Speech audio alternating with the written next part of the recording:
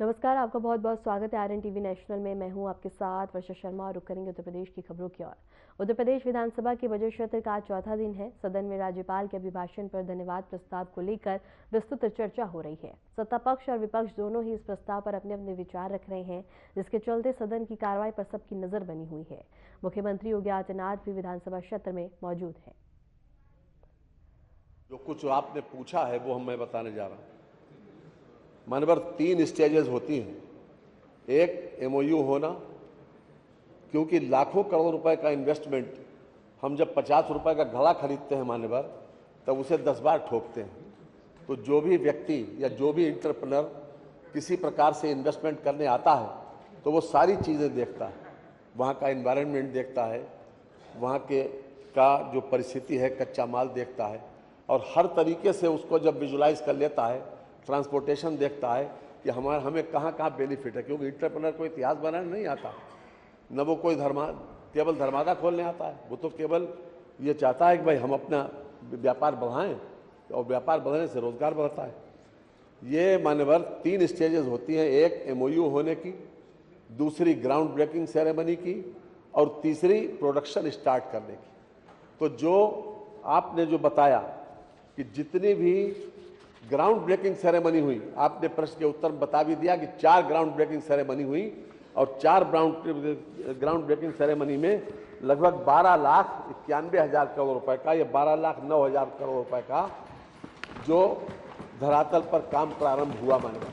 ये स्वीकार किया है मानवर, प्रश्न के उत्तर में स्वीकार किया, कोई लंबी चौड़ी बात नहीं हुई। अब आपकी बात आती है रोजगार की।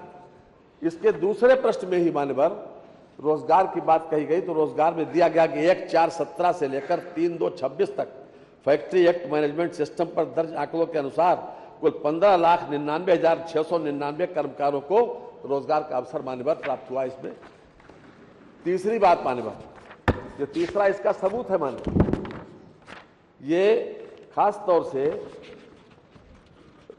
कर्मचारी भविष्य निधि संगठन, ये मान्यवर, इसमें संगठन में इनका रजिस्ट्रेशन मान्यवर जरूर होता है। 17-18 में मान्यवर 21,24,000 सदस्य थे मान्यवर इसमें, जब 17-18 में हमें सरकार में हम आए पहले साल।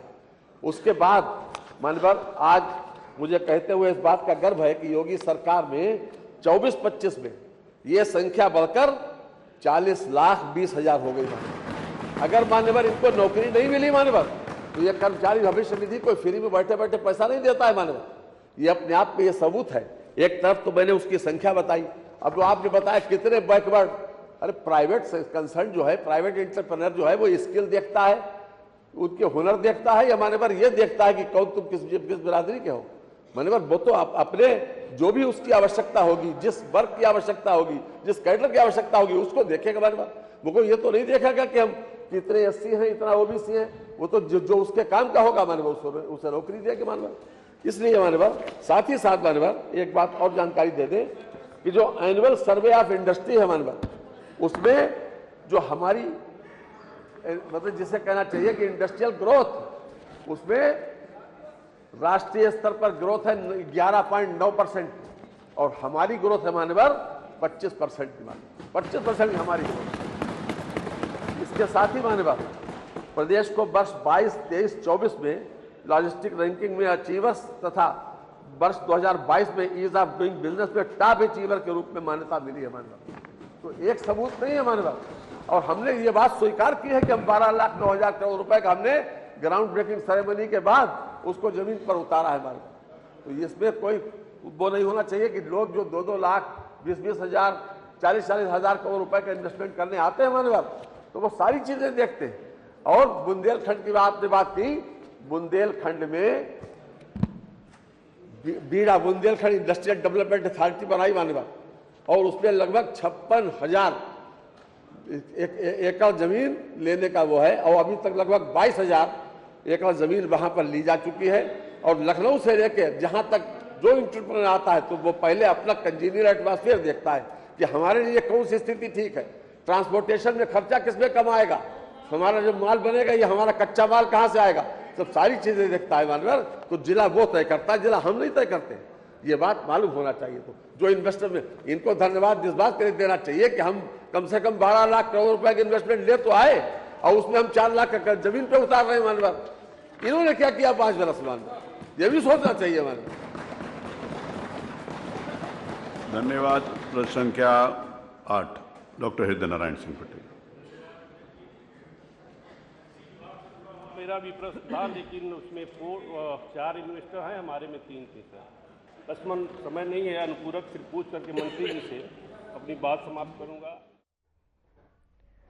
और नोएडा दौरे पर सीएम योगी आदित्यनाथ सेक्टर 29 में विवाह समारोह का आयोजन और हाई अलर्ट पर पुलिस और प्रशासन है। सुरक्षा के लिए खास इंतजाम किए गए हैं। इस वक्त की बड़ी खबर हम आपको बता रहे हैं। उत्तर प्रदेश के मुख्यमंत्री योगी आदित्यनाथ का नोएडा का दौरा है और इसके साथ ही बता दें कि विवाह समारोह का आयोजन किया गया है, जहां सीएम योगी शिरकत करेंगे और हाई अलर्ट पर पुलिस और प्रशासन है। सुरक्षा के मद्देनजर तमाम इंतजाम किए गए हैं। इसके साथ ही इस वक्त की बड़ी खबर हम आपको बता रहे हैं। नोएडा के दौरे पर सीएम योगी आदित्यनाथ सेक्टर 29 में विवाह समारोह का आयोजन किया गया है। हाई अलर्ट पर पुलिस और प्रशासन, सुरक्षा के खास इंतजाम किए गए हैं।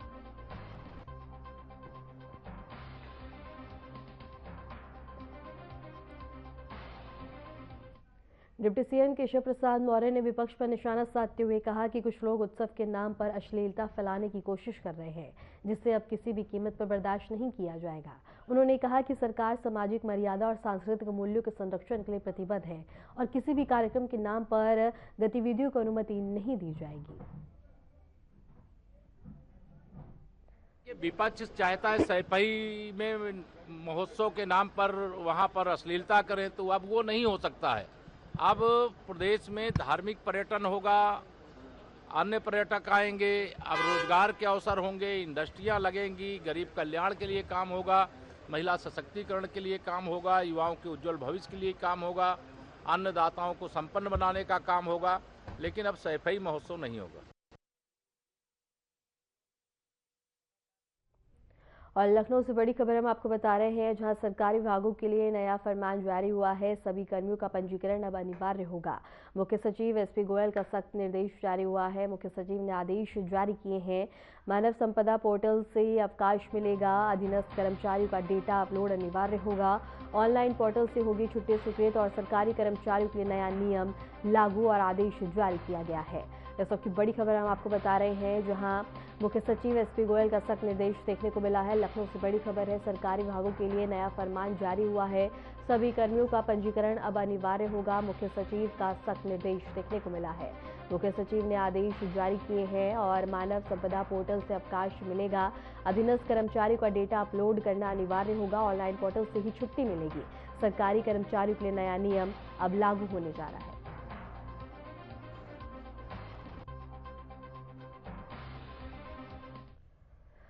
चर्चित लंबरगिनी मामले में पुलिस ने बड़ी कार्रवाई करते हुए मुख्य आरोपी शिवम मिश्रा को गिरफ्तार कर लिया। आरोपी की गिरफ्तारी के लिए उत्तर प्रदेश पुलिस की टीम दिल्ली पहुंची, जहां से उसे हिरासत में लिया गया। जानकारी के अनुसार गिरफ्तारी के दौरान आरोपी का पिता भी मौके पर ही मौजूद था। पुलिस आरोपी से पूछताछ कर मामले से जुड़े अन्य पहलुओं की जांच कर रही है। पुलिस अधिकारियों का कहना है कि मामले में आवश्यक कानूनी कार्रवाई की जा रही है और जांच के आधार पर आगे की कार्रवाई भी की जाएगी।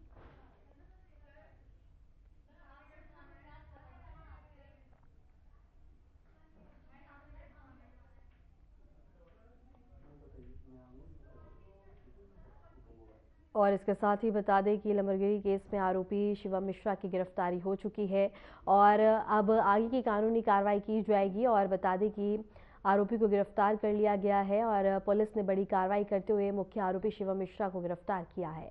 आरोपी की गिरफ्तारी के लिए उत्तर प्रदेश पुलिस की टीम दिल्ली पहुंची, जहां से उसे हिरासत में लिया गया। जानकारी के अनुसार गिरफ्तारी के दौरान आरोपी का पिता भी मौके पर मौजूद था। पुलिस आरोपी से पूछताछ कर मामले से जुड़े अन्य पहलुओं की जांच कर रही है। पुलिस अधिकारियों का कहना है कि मामले में आवश्यक कानूनी कार्रवाई की जा रही है और जांच के आधार पर आगे की कार्रवाई की जाएगी।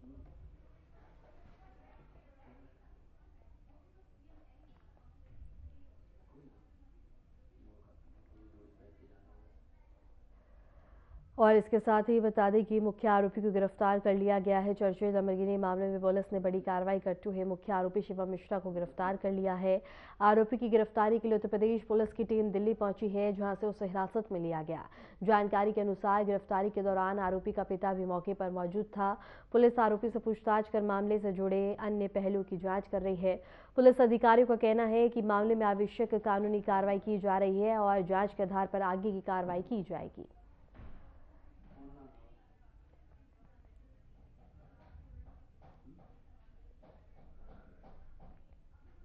उत्तर प्रदेश के संभल जिले के चंदौसी में स्थित सेंट्रल सीबीआई ने बड़ी कार्रवाई करते हुए डिपो मैनेजर समेत 3 मैनेजरों को कथित तौर पर रिश्वत लेते हुए रंगे हाथों पकड़ लिया। जानकारी के अनुसार वेयरहाउस में अनाज भंडार के बदले राइस मिल से रिश्वत लेने की शिकायत मिल रही थी, जिसके बाद सीबीआई टीम ने छापा मारा। बताया जा रहा है कि कार्रवाई के बाद सीबीआई ने सभी आरोपियों को हिरासत में लेकर पूछताछ शुरू कर दी है। टीम पिछले लगभग 16 घंटे से वेयरहाउस परिसर के अंदर ही दस्तावेजों की जांच और आरोपियों से लगातार पूछताछ कर रही है। यह पूरा मामला चंदौसी थाना क्षेत्र के स्थित सेंट्रल वेयरहाउस का है। सीबीआई अधिकारियों के अनुसार मामले में आगे की कानूनी कार्रवाई पूछताछ और साक्ष्यों के आधार पर की जाएगी, जबकि जांच अभी भी जारी है।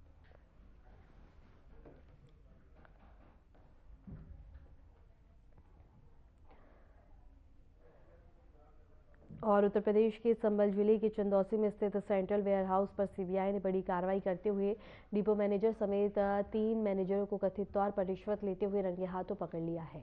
जानकारी के अनुसार वेयरहाउस में अनाज भंडार के बदले राइस मिल से रिश्वत लेने की शिकायत मिल रही थी, जिसके बाद सीबीआई टीम ने छापा मारा। बताया जा रहा है कि कार्रवाई के बाद सीबीआई ने सभी आरोपियों को हिरासत में लेकर पूछताछ शुरू कर दी है। टीम पिछले लगभग 16 घंटे से वेयरहाउस परिसर के अंदर ही दस्तावेजों की जांच और आरोपियों से लगातार पूछताछ कर रही है। यह पूरा मामला चंदौसी थाना क्षेत्र स्थित सेंट्रल वेयरहाउस का है। सीबीआई अधिकारियों के अनुसार मामले में आगे की कानूनी कार्रवाई और पूछताछ और साक्ष्यों के आधार पर की जाएगी, जबकि जांच अभी भी जारी है।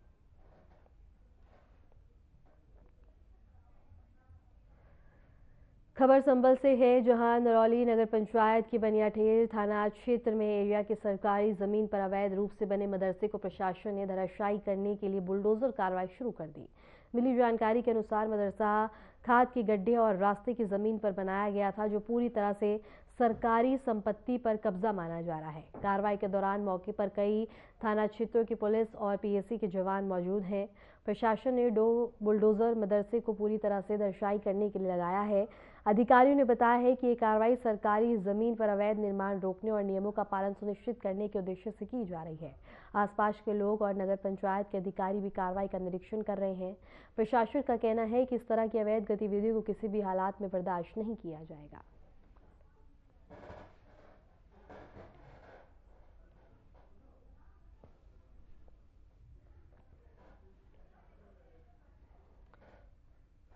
और खबर संभल से है, जहां नरौली नगर पंचायत की बनियाठेर थाना क्षेत्र में सरकारी जमीन पर अवैध रूप से बने मदरसे को प्रशासन ने बुलडोजर की कार्रवाई करके ध्वस्त कर दिया। और इसी पर रुक करेंगे हमारे संवाददाता सत्यपाल यादव का। सत्यपाल, क्या कुछ जानकारी है पूरे मामले को लेकर? जिस तरह से संभल के नरौली पड़ता है, जहाँ मुस्लिम समुदाय का पूरा इलाका है, यहाँ पर जो सरकारी खादगी और रास्ते की जमीन पर यहाँ पर जो अवैध मदरसा बना लिया था और कुछ मकान भी बना लिए गए थे। संभल के प्रशासन की तरफ से इन्हें नोटिस दिया गया था कि जो कुछ साक्ष्य हैं वो साक्ष्य अपने दे सकते हैं, लेकिन इनकी तरफ से कोई साक्ष्य न मिलने पर तो संभल प्रशासन की तरफ से आज 2 बुलडोजर के द्वारा कार्रवाई की जा रही है, की गई है। और संभल का प्रशासन उनके द्वारा बुलडोजर की कार्रवाई के दौरान तमाम जो सुरक्षा की बात की जाए तो सुरक्षा को लेकर भारी पुलिस फोर्स वहाँ पर मौजूद है। तमाम जो कई थानों का पुलिस फोर्स और आरएफ के जवान वहां पर तमाम तैनात थे और उसी को लेकर के संभल प्रशासन की तरफ से लगातार कार्रवाई की जा रही है। संभल के डीएम और एसपी का साफ तौर से कहना है कि जो भी अवैध कब्जा, अवैध अतिक्रमण निर्माण हटाएगा तो उसके खिलाफ सख्त कार्रवाई की जाएगी। तो आज वही जो मदरसा का निर्माण कर लिया था सरकारी रास्ते की जमीन पर, उसके द्वारा आज जो संभल प्रशासन के द्वारा कार्रवाई की गई, 2 बुलडोजर वहां पर गर्जा है प्रशासन का और लगातार संभल प्रशासन में कार्रवाई देखने को मिल रही है। जी वर्षा। सत्यपाल, अगर बात की जाए प्रशासन की, तो प्रशासन का क्या कुछ कहना है पूरे मामले को लेकर और आगे की कार्रवाई किस आधार पर, और साक्ष्य भी जुटाने में लगे हुए हैं, तो किस तरह से की जाएगी आगे की कार्रवाई? तरह से संभल में जो कार्रवाई की बात की जाए तो पहले जो मदरसा उसे ध्वस्ती करने की कार्रवाई की गई है और उसके बाद जो आगे की कानूनी प्रक्रिया उसके खिलाफ कार्रवाई की जाएगी। हालांकि इस समय जो संभल प्रशासन की तरफ से लगातार कार्रवाई की जा रही है और संभल प्रशासन की तरफ से लगातार बुलडोजर एक्शन देखने को मिल रहा है। जी सत्यपाल, कितने पुलिस बल को तैनात किया गया है इस दौरान ताकि कोई भी अप्रिय घटना ना हो, और बिल्कुल, स्थानीय देखिए लोगों का क्या कुछ कहना है? फोर्स की बात की जाए तो आरआरएफ का फोर्स है यहाँ पर और कई 4 थानों का पुलिस फोर्स है। सुरक्षा के कड़े इंतजाम किए गए हैं। कोई भी यहाँ पर सुरक्षा व्यवस्था, कोई शांति व्यवस्था भंग ना हो। जो आसपास के मकान है उन मकानों पर पुलिस कर्मियों को तैनात कर दिया गया है। जी सत्यपाल, अगर देखा जाए तो ऐसे कई मामले आते हैं जहां अवैध कब्जे किए जाते हैं, फिर बुलडोजर की कार्रवाई होती है, लेकिन इस कार्रवाई के जरिए से इस बार प्रशासन और सरकार की ओर से किस तरह का संदेश दिया जाएगा ताकि कोई भी अवैध कब्जा करने से पहले 100 बार सोचे? बिल्कुल, जिस तरह से संभल प्रशासन की तरफ से जो कार्रवाई है वो लगातार देखने को मिल रही है और लगातार कार्रवाई की भी जा रही है। और आज भी जो संभल प्रशासन की तरफ से जो बिल्डोजर गरजा है उसमें साफ तौर से माना जा रहा है कि जिस तरह से संभल प्रशासन की तरफ से जो कार्रवाई है वो लगातार देखने को मिल रही है और इसी तरह से अगर ऐसे जो अवैध अतिक्रमण कर लिया तो उन पर भी इसी तरह से कार्रवाई देखने को मिलेगी। जी ठीक है सत्यपाल, आपका बहुत बहुत शुक्रिया हमारे साथ जुड़ने के लिए, तमाम जानकारी साझा करने के लिए। हरदौई के कछौना थाना क्षेत्र में NH 731 हाईवे पर एक पिकअप अनियंत्रित होकर पलट गया। हादसे में एक ही परिवार के 6 लोग घायल हो गए हैं, जिनमें से 2 की हालत गंभीर बताई जा रही है। जानकारी के अनुसार ये सभी ITI में आयोजित सामूहिक वैवाहिक समारोह में शामिल होने जा रहे थे। मौके पर कछौना पुलिस और स्वास्थ्य विभाग की एम्बुलेंस टीम पहुंची और घायलों को इलाज के लिए अस्पताल पहुंचाया। हादसे की वजह वाहन अनियंत्रित होना बताई जा रही है और पुलिस मामले की जांच कर रही है।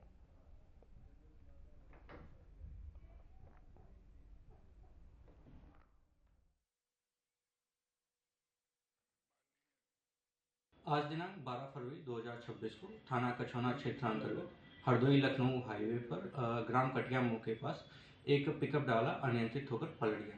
डाला में करीब 15 लोग सवार थे जो संडीला से हरदोई की तरफ जा रहे थे।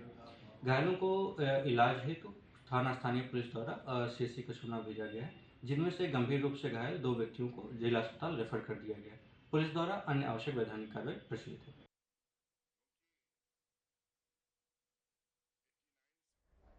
मुजफ्फरनगर जिले के कोतवाली क्षेत्र में देर रात पुलिस और बदमाशों के बीच मुठभेड़ हो गई। पुलिस को कुख्यात बदमाश के क्षेत्र में आने की सूचना मिली थी, जिसके बाद विज्ञान रोड स्थित जंगल में पुलिस टीम ने घेराबंदी की है।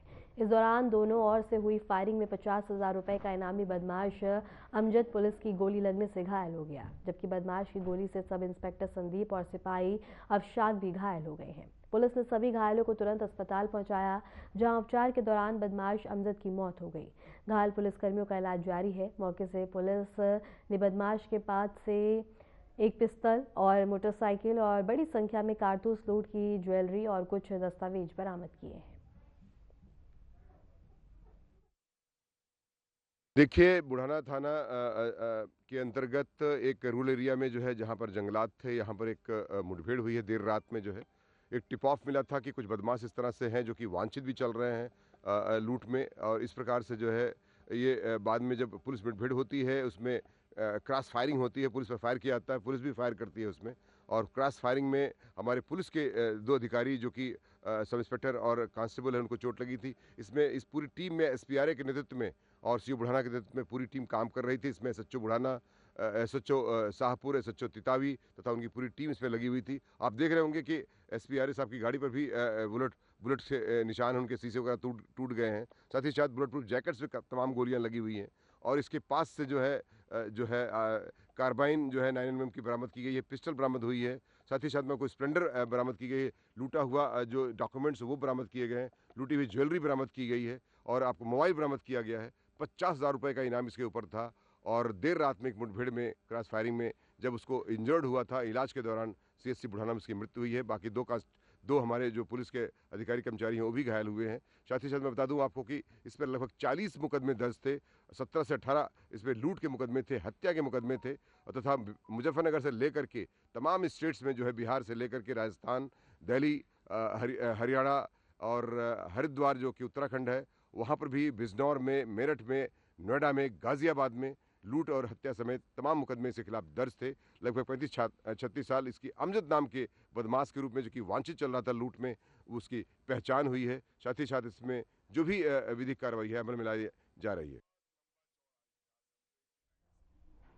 सहारनपुर में अपराध नियंत्रण और विशेष चेकिंग अभियान के दौरान एक ही रात में 3 अलग अलग थाना क्षेत्रों में पुलिस और बदमाशों के बीच मुठभेड़ हुई है। इस कार्रवाई में 25,000 रुपए का इनामी बदमाश मेहताब और 2 गो तस्कर गिरफ्तार किए गए। जानकारी के अनुसार थाना कोतवाली देहात क्षेत्र में चेकिंग के दौरान पुलिस ने मोटरसाइकिल सवार 2 संदिग्धों को रोकने का इशारा किया। आरोपियों ने भागने का प्रयास किया और एक बदमाश ने पुलिस पर फायरिंग शुरू कर दी। जवाबी कार्रवाई में पुलिस की गोली मेहताब के बाएं पैर में लगी और उसे घायल कर दिया गया। पुलिस ने उसे गिरफ्तार कर अस्पताल में भर्ती कराया है।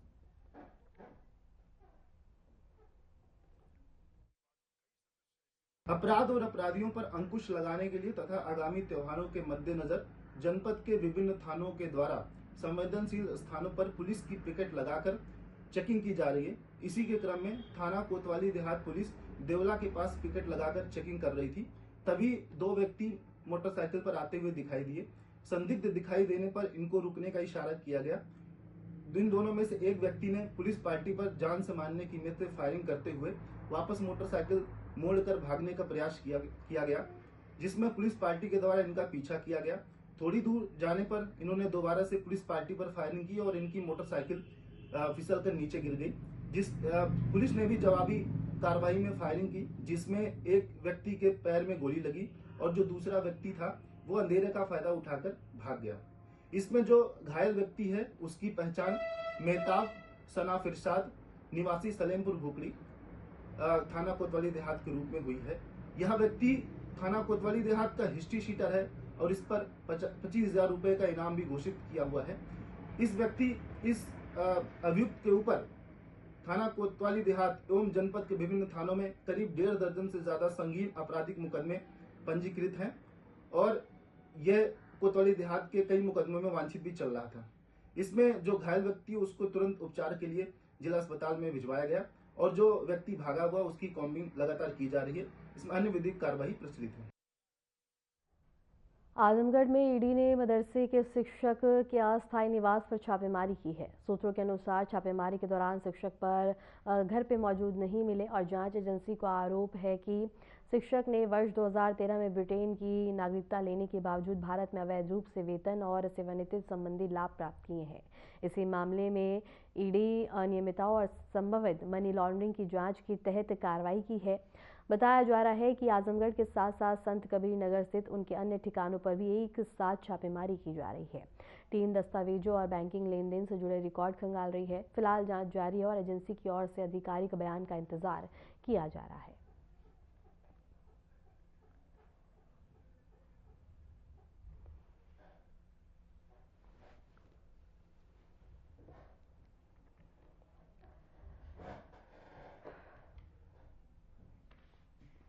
और आजमगढ़ में ईडी ने मदरसे के शिक्षक के अस्थायी निवास पर छापेमारी की है। सूत्रों के अनुसार छापेमारी के दौरान ईडी शिक्षक घर पर मौजूद नहीं मिले हैं। जांच एजेंसी का आरोप है कि शिक्षक ने वर्ष 2013 में ब्रिटेन की नागरिकता लेने के बावजूद भारत में अवैध रूप से वेतन संबंधी लाभ प्राप्त किए हैं। इसी मामले में वित्तीय अनियमितताओं और मनी लॉन्ड्रिंग की जांच के तहत ईडी ने यह कार्रवाई की है। बताया जा रहा है कि आजमगढ़ के साथ साथ संत कबीर नगर स्थित उनके ठिकानों पर भी एक साथ छापेमारी की जा रही है। टीम दस्तावेजों और बैंकिंग लेन देन से जुड़े रिकॉर्ड खंगाल रही है। फिलहाल जांच जारी है और एजेंसी की ओर से आधिकारिक बयान का इंतजार किया जा रहा है।